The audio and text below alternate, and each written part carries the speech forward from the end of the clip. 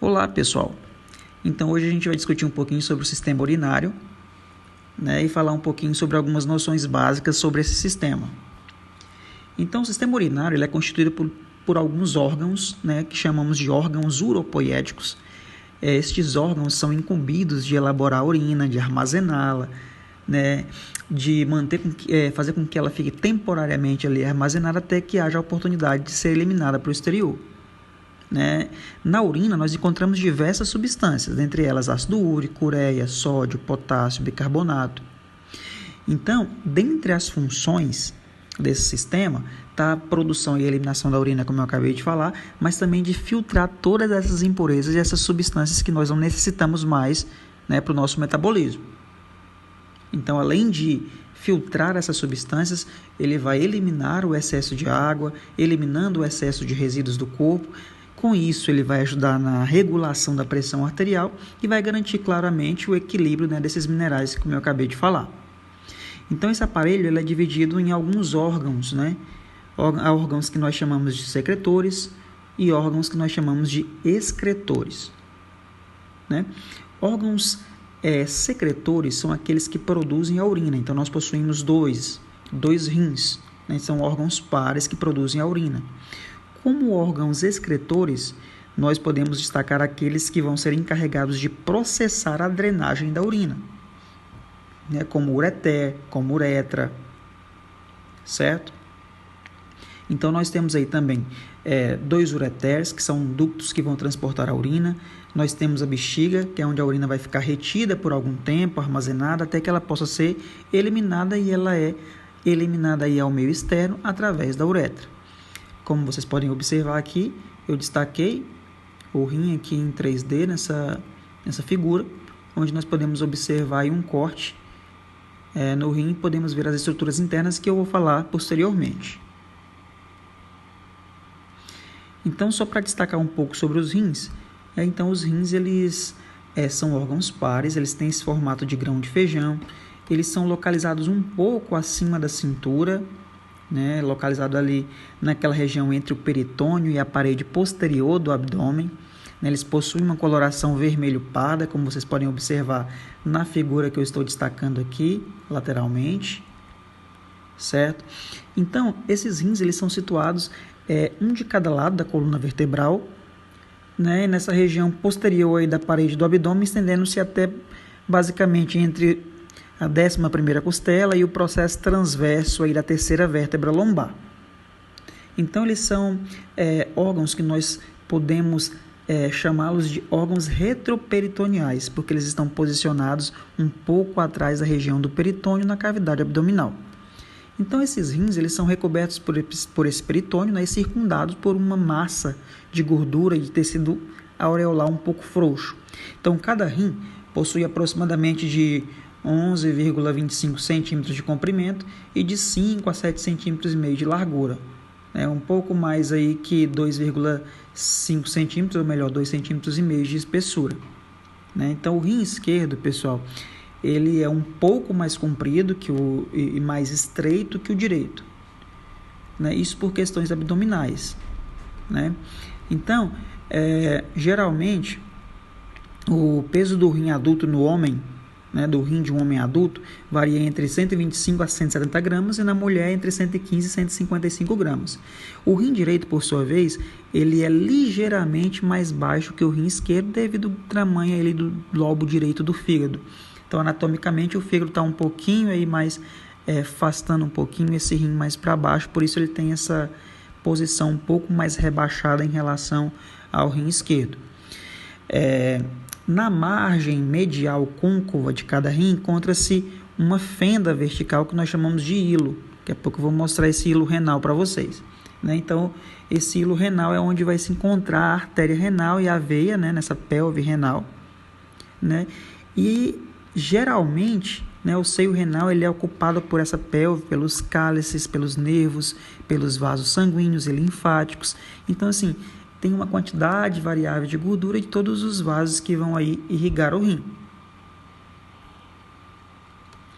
Então, para podermos um pouco destacar essa função renal, então o rim, os dois rins, eles realizam um trabalho de produção da urina. Eles vão principalmente atuar aí no desenvolvimento nessa urina, na filtragem do sangue. Então, podemos destacar aí a regulação da composição iônica do sangue, aquelas substâncias que vão compor aí, que vão estar atuando em pH, onde vai estar atuando na osmolaridade do sangue. Regulação do volume sanguíneo, uma vez que ele vai filtrar todo esse volume de sangue circulante. Com isso, a regulação da pressão arterial, a regulação do pH, a liberação de hormônios, a regulação do nível de glicose no sangue e, consequentemente, a excreção, dos resíduos e das substâncias estranhas ou que não são bem-vindas mais para o nosso metabolismo. Então, aqui, podemos destacar algumas partes do rins, onde observamos aí o hilo renal, a artéria renal, a veia renal, a pelve renal, os ureteres, logo aí descendo. Nessa outra figura aqui eu destaquei um corte lateralizado, onde a gente pode destacar o néfron, que é a unidade funcional do rim. Então, a unidade funcional do rim é o néfron. Então, pessoal, os rins, no seu interior, ele possui duas regiões. Ele possui uma região mais externa, que tem essa área um pouco mais avermelhada de textura lisa, que nós chamamos de córtex renal. E nós temos a região mais interna, que é essa região um pouco mais marrom, um pouco mais escurecida, que nós chamamos de medula renal. Certo? Dentro de cada rim, nós temos milhões de néfrons, que são as estruturas funcionais de cada rim. Então, a unidade morfofuncional ou unidade produtora de urina que cada rim possui são os néfrons. Então, basicamente, aí, cada rim tem 1 milhão de néfrons. E a formação deles é bem peculiar, é como se fosse um emaranhado de ductos que vai servir para essa produção de urina. Certo? Então, geralmente, a urina é drenada por pequenos ductos que vão desembocar aí nesses cálices menores, e depois nos cálices maiores. Onde você observa uma curvinha aí, nós chamamos de cálices menores, e a urina é produzida, cai para esses cálices menores, e então essa urina vai para o cálice maior, e de lá ela vai para o ureter para ser armazenada na bexiga. Então, geralmente, aí, quando ela é conduzida para a bexiga, ela fica armazenada até o momento de ser expelida, certo? Continuando. Então, nós também possuímos duas glândulas que vão estar na região superior do rim, que são as glândulas suprarrenais ou adrenais, certo? Essas glândulas são localizadas, como eu já falei, na região superior do rim. Elas são envolvidas por uma cápsula fibrosa e com tecido gorduroso. Então, elas possuem também duas faces, o córtex, que vai secretar os hormônios essenciais que nós precisamos para viver, esteroides, e a medula suprarrenal, que vai aí produzir alguns não essenciais, como epinefrina, norepinefrina. A medula da suprarrenal ela pode até ser removida sem causar alguns efeitos que comprometem a vida. No entanto, o córtex da suprarrenal não pode. Logo, nós temos os ureteres. Então, os ureteres eles são dois tubos que transportam a urina. E eles vão transportar essa urina do rim para a bexiga. Então, eles são órgãos pouco calibrosos. Eles possuem aí menos de 6 milímetros de diâmetro e basicamente de 25 a 30 centímetros de comprimento. Então, a pelve renal ela é extremamente superior, Ela fica na extremidade superior do ureter e ela está localizada no interior do rim. Então, a urina vai ser produzida nessa pelve renal. Dessa pelve renal vai passar para o ureter, vai descer obliquamente para baixo. Então, o ureter vai percorrer toda essa região e vai desembocar na bexiga, certo? É onde vai estar nas proximidades aí da cavidade pélvica, e ela abre-se em dois óstios. Então, possui-se dois óstios, dois orifícios na bexiga, onde esses ureteres vão ser conectados para que eles possam, então, transportar a urina lá do rim para a bexiga. Então, em virtude desse trajeto, distingue-se duas partes do ureter, a parte abdominal e a parte pélvica. Então, os ureteres eles são capazes de realizar as contrações para que essa urina seja levada. Então, a urina, para ela ser levada do rim até a bexiga, é preciso com que esse ureter ele realize algumas contrações involuntárias que nós chamamos de movimentos peristálticos, que vocês já viram em outros órgãos aí dos diversos sistemas que nós já estudamos. Então, a urina ela vai se mover através desses movimentos peristálticos e, claro, em resposta à gravidade, uma vez que o rim está um pouco mais elevado do que a bexiga. A bexiga, por sua vez, né, ela funciona como um reservatório temporário, né, para armazenar essa urina, e ela vai se localizar inferiormente ao peritônio, né, e posteriormente à sínfise púbica. Então, por isso, é necessário um bom conhecimento de anatomia e lembrar onde está a sínfise púbica e o peritônio. Então, a urina, quando ela fica cheia, ela se eleva para a cavidade abdominal, né? Então, começa-se a contrair para poder expelir a urina. Então, nos homens, ela situa-se diretamente anterior ao reto e nas mulheres ela está à frente um pouquinho da vagina e abaixo do útero. Então, quando a bexiga está cheia, a sua superfície interna fica lisa. Olha aqui como podemos observar. Superfície interna da bexiga bastante cheia e lisa. Então, essa área é chamada de trígono da bexiga e ela é sempre lisa. Ela é limitada por 3 vértices, né? O ponto de entrada dos 2 ureteres e o ponto de saída. Então, nós temos os 2 ossos, que são os pontos que conectam os ureteres à bexiga. E nós temos o ponto de saída, que é, né, o esfíncter que vai dividir, que vai separar a bexiga da uretra. Né? Nós temos o esfíncter interno, que vai contrair-se involuntariamente, prevenindo o esvaziamento. E nós temos o esfíncter externo, que ele vai controlar voluntariamente, permitindo a resistência. Então, é aquela coisa. Nós temos aquele esfíncter, né, que vai se contrair involuntariamente para que a urina possa sair, ou seja, aquela vontade que nós temos de urinar é quando o esfíncter interno começa a se contrair. Aí aquela resistência, aquela reação que nós temos de segurar a urina, ela é realizada pelo esfíncter externo, que vai fazer com que, se a gente não tiver como urinar naquele momento, a gente vai segurar um pouco até o momento que a gente possa eliminar essa urina, certo?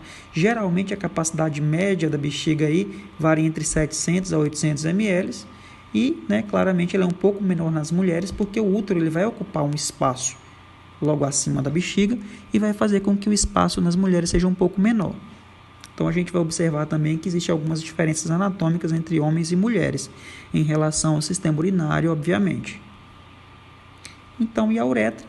Né? A uretra ela é um tubo que vai conduzir a urina da bexiga para o meio externo. Ela é revestida de mucosa que contém grande quantidade de glândulas secretoras de muco, certo? Ela vai se abrir aí para o exterior, no ósseo da uretra. E ela é diferente nos 2 sexos. Então, a uretra masculina e a feminina, elas têm essa diferença, certo? Por quê? A uretra masculina, ela não faz parte só do sistema urinário, primeiramente. Ela faz parte do sistema urinário e reprodutor masculino. Já a uretra feminina, ela faz parte apenas do sistema urinário feminino. Sem falar as suas diferenças anatômicas de tamanho. Ou seja, a uretra feminina ela é mais curta, ela possui aí em média de 3,8 centímetros até 5 centímetros, certo? E ela é exclusivamente do sistema urinário, como eu já falei. Geralmente, né, a média é essa de 3,8, o que até é um fator influenciante para algumas mulheres desenvolverem infecções urinárias recorrentes, porque o espaço, né, entre o meio externo e o meio interno, aí da uretra até a bexiga, ele é bem menor. Certo? O ósseo externo da bexiga, da uretra feminina, ele vai localizar-se anteriormente à vagina, né, entre os lábios menores, e no homem a uretra faz parte dos 2 sistemas, como eu já falei para vocês, e a uretra masculina ela é bastante maior do que a feminina, então ela possui de 20 a 30 centímetros, é muito mais longa, certo? Então, assim, ela faz todo um caminho maior, e ela passa através da próstata, se estende ao longo do pênis, e ela tem essas 2 finalidades. Ela conduz tanto a urina quanto o esperma. Aqui eu trouxe para vocês a diferença das duas uretras, onde nós podemos observar a uretra masculina. Ao conectar-se à bexiga, ela passa pela próstata e se estende por todo o pênis.